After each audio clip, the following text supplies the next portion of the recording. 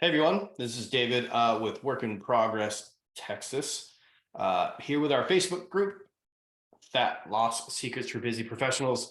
And I ran across this idea in this article because we tend to always think, and I always talk about muscle mass being the fountain of youth, blah, blah, blah, blah, metabolism, increased metabolism, all that. Well, I think there's a piece of this that really also needs to be discussed, which is, well, what else is the benefit to having additional muscle mass? I know these aren't as popular as nutrition things as what I can eat and stuff, but I think having this knowledge in your back pocket really will help you in that health journey, which eventually will lead to fat loss. But understand that it goes so much further than that. With lifting weights, resistance training, proper nutrition, all that. But what really are the added benefits to all of it? Now, I totally understand. We all want to, have the swim built body and feel good about ourselves, and that's all fine and dandy. But ultimately, this really should be the long game, right? It should be, I want to live longer. I want to be more mobile. I don't want to fall and break a hip when I'm older. I want to stave off chronic disease. All these things really do wrap into how much muscle mass you have on your body, believe it or not. So as we age, our body is, well, we're all dying. Like every day, you're that much closer to at least, the natural death, whatever, that your body just will start breaking down. Well, what does that actually mean? Well, as far as this focus with it being muscle is a matter of what we call sarcopenia. So sarcopenia is your muscle is actually kind of wasting away as we age. Think about the dad bod. Think about just that, what happened to my metabolism when you hit your 30s or your late 20s, or some people it's your 40s, and we all hate you for that if it didn't happen until you're 40. So if you really think about that, that is where like dad bod and that gained weight in our 30s and our 40s and further is really coming from. So without resistance training, your muscle is becoming less effective, let's say. So less effective meaning you're not stimulating it, so you have less motor neurons, you have less mitochondria, you have less muscle tissue as time goes on. So if you don't resistance train for, let's say 10 years, right? Nothing, maybe you're a cardio person or whatever. There are some benefits to that, obviously cardiovascular wise, but without actual resistance training, you will essentially lose, on average, everybody's different, 10% of your muscle mass within that 10 years. So what does that really pan out to be? Well, you could easily say at 30 years old, I weighed 165 pounds. And at 40 years, well, I still weigh 165 pounds.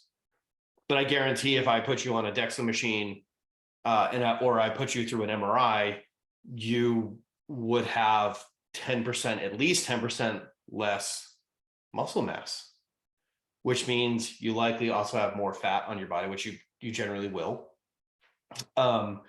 in that exact scenario. And a lot of things have slowed down for you. So we talk about protein. We talk about muscle is essentially made of protein. It is. It's made of these protein bridges and neurons and stuff like that. So let's talk about trauma. Trauma in the sense of you got hurt real bad. So you got hurt real bad. You're in the hospital. Let's say you're in the, God forbid, you're in the ICU, or you have an illness long enough to keep you in the hospital extended periods of time. Well, what do we all know from hospitals? You don't really move really much at all in most cases, especially if it's, a really serious type of illness or injury, post-surgery, whatever else. The other thing we also know is that you aren't really stimulating your muscle, and that poses some problems. So every tissue in your body, all your organs, your skin, everything is made up and is built and maintained with amino acid. So if you are in a trauma state, traumatized state, your body is a mess. You got broken things, you have injured organs, whatever. Um, your body is just trying to repair itself. Well, here's an interesting thing.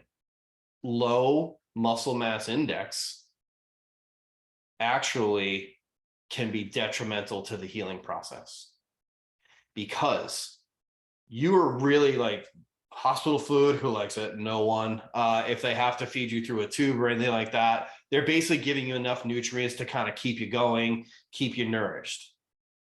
But here's the rub of that. Your protein intake is going to be way down. And what does that mean? Well, it means that your amino acids are way down.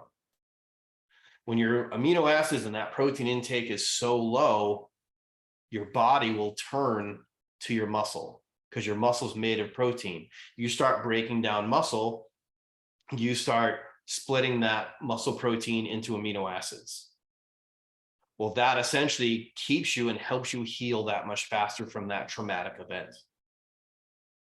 And to be completely honest with you, I didn't really know that. I read a super nerd based, fairly technical. If you think you're into reading articles, medical journal style articles, kind of like, Sheldon Cooper talking to you or reading to you. It's essentially what I pulled all of this data from for this particular live is, so if you have more muscle mass on your body and you hit that traumatic injury, you've got more resources to pull from, is what that really boils down to. So moving on from that, let's talk about chronic illness, chronic disease. Well, again, it comes down to a lot of this muscle mass, because chronic disease essentially stems from very poor lifestyle habits. So we talk about seed oils, we talk about processed foods, we talk about simple sugars, all these, dangerous things that are out there, and that's unfortunately has become part of the standard American diet, which is also why you've heard the standard American diet. The acronym is SAD. And that has a direct correlation with a standard American diet. Well, the standard American diet, your protein's likely very low. You're not eating enough. So what's going to happen? Well, a lot of things actually. So we can slide into the diabetes realm here. Diabetes doesn't just kind of hit like, oh, suddenly I have diabetes. In this article, it actually explains there's basically 3 essential phases that your body goes through, because diabetes is translated as insulin resistance. Insulin is what is responsible for helping you move glucose out of your bloodstream. Well, the first phase, I would say, of this, especially if you have low muscle mass, you're not exercising, you're not training, is your muscle actually loses or starts to decrease with its ability to remove glucose from your bloodstream, because that's one of the main things it does, is that it takes that glucose for its own energy to make adenosine triphosphate, which is the energy of muscle contraction. Well, that's the first phase of your diabetes, is that it is struggling with it now. And now what that happens, your body starts trying to pump more insulin to balance that out. Well, eventually the end game, phase 3, is your pancreas doesn't have that ability. It can no longer push enough insulin to actually reduce that sugar level, blood glucose in your bodies, and hence that's where type 2 diabetes comes from. Well, added to that, you have the low muscle mass on that side, and now because of low muscle mass and a poor SAD diet, you are likely overeating your energy and your carbohydrates and your sugar. You don't have the muscle mass, so what do you have now? You also have body fat. Well, that's kind of a catch-22, because now with the higher body fat levels, the decreased muscle function to regulate your glucose, you have free fatty acids floating in your bloodstream. So that also kind of hinders this entire process. Well, how do you get out of type 2 diabetes? Diet for sure. But you can already imagine what the next thing I'm going to tell you is. That is going to be resistance training. You need to push your muscle into needing that glucose, needing more glucose, needing more glucose. And when you start doing that, you start resistance training and you use that proper diet. Yeah, you might have to go a little bit low carb because, you know, with diabetes, until you get that insulin sensitivity back through diet and exercise, you really need to be very careful about how many carbs you're actually really putting in your body.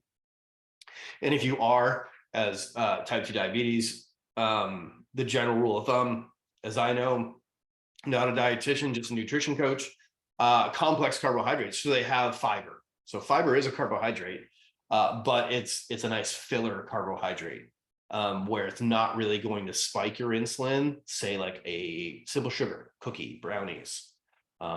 Got some fudge from Fredericksburg, Texas, and it was delicious. So I probably spiked my insulin numerous times across the last few days. But that's kind of where that comes from. So all of this kind of leads up to my next point, which is the obesity world. Obesity is an interesting thing because there's an obvious elephant in the room there, is like eating way too much energy, not enough expenditure. But the interesting correlation is there's also a high level of muscle mass, in which, here's the advantage. Those of us who have to lose 20, 30 pounds, it's very, very difficult because the energy intake versus expenditure isn't as drastic, right? But for someone who really is trying to get out of that obesity realm, and actually, believe it or not, it's a pretty low curve as obesity. Some doctors, because of basal metabolic index, so here called BMI, they will basically call you obese because it's really just your height and your age. Terrible calculation, but it can be kind of close, right? You don't have to be, you know, this huge person to actually be considered obese. But the advantage of that is the muscle mass.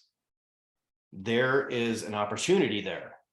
So with the muscle mass, if you increase the protein intake, because what's happening when you're sitting around is you're basically turning over muscle proteins. So amino acids can be dispersed around, and then you increase the protein intake in your body, which again will break down to amino acids, refueling your muscles for more amino acids. Now you're cooking with gas. Now you can do a calorie deficit, keep the protein high, throw in some movement and exercise. And now, because that increased muscle mass under that large amount of fat tissue, you can actually get results fairly quickly, honestly. And that cycle that I was just talking about really leads to, you'll hear us talking, don't focus about the calories you burn while you're working out. It's what do you burn when you're not? So that translates in this article here of resting energy expenditure. Well, that is essentially your muscle helping the rest of your organs. This is where metabolism comes in, right? So the more muscle mass you have, the more advantages you have, and you're going to burn more calorie. You really only have a few ways that you burn calories in your body. One is this constant amino acid protein turnover in your body. And next to that would be basically your thermogenic effect of food, and the general processes that happen by digestion and whatnot. But protein's really big involved in all of those systems. It's the only way those tissues can maintain as an organ, as a tissue, to keep your proper processes rolling. So it really,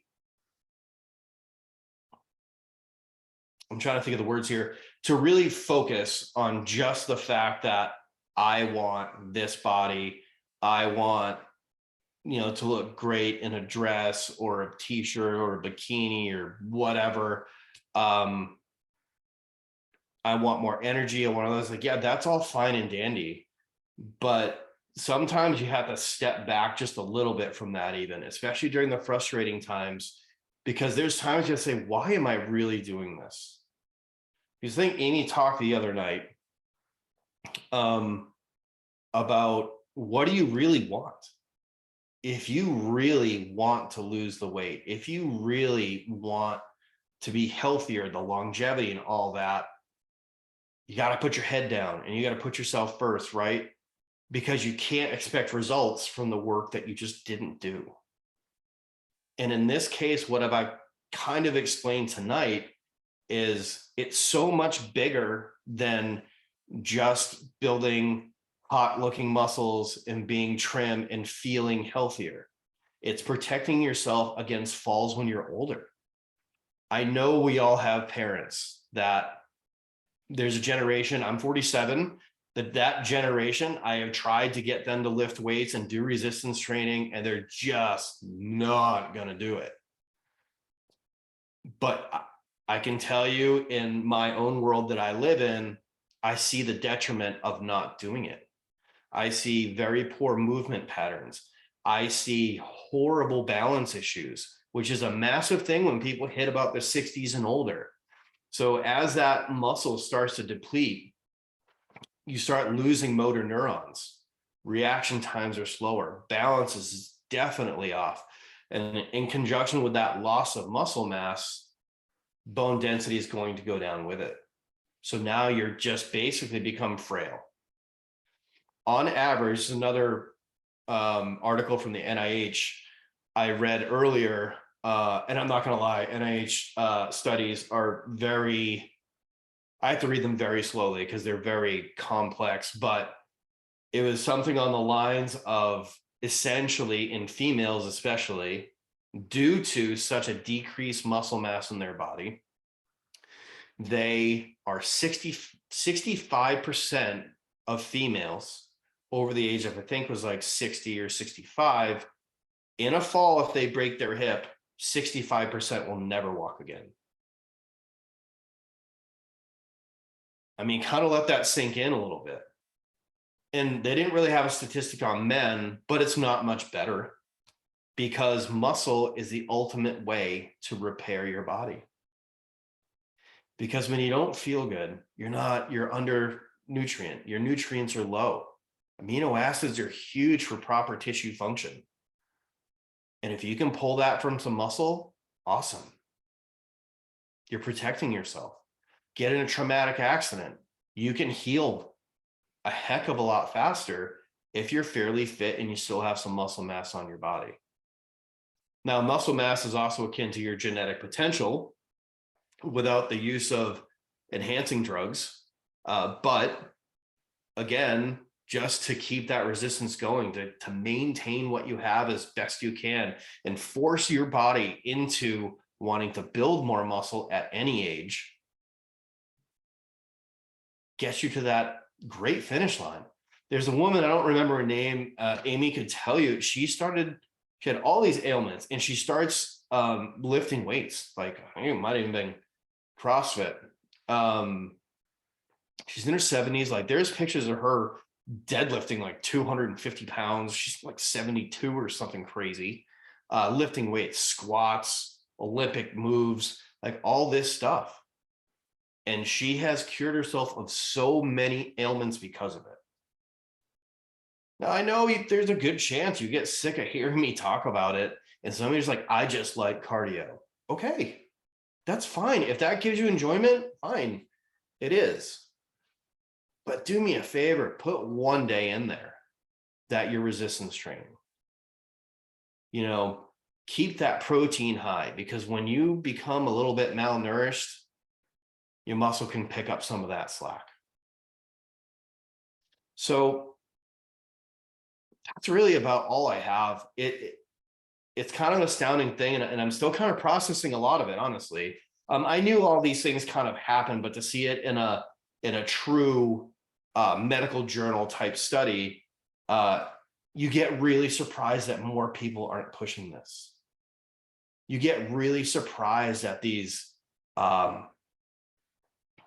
MLM type diets are out here, because I'll tell you about those diets. They drop people down to 800 calories.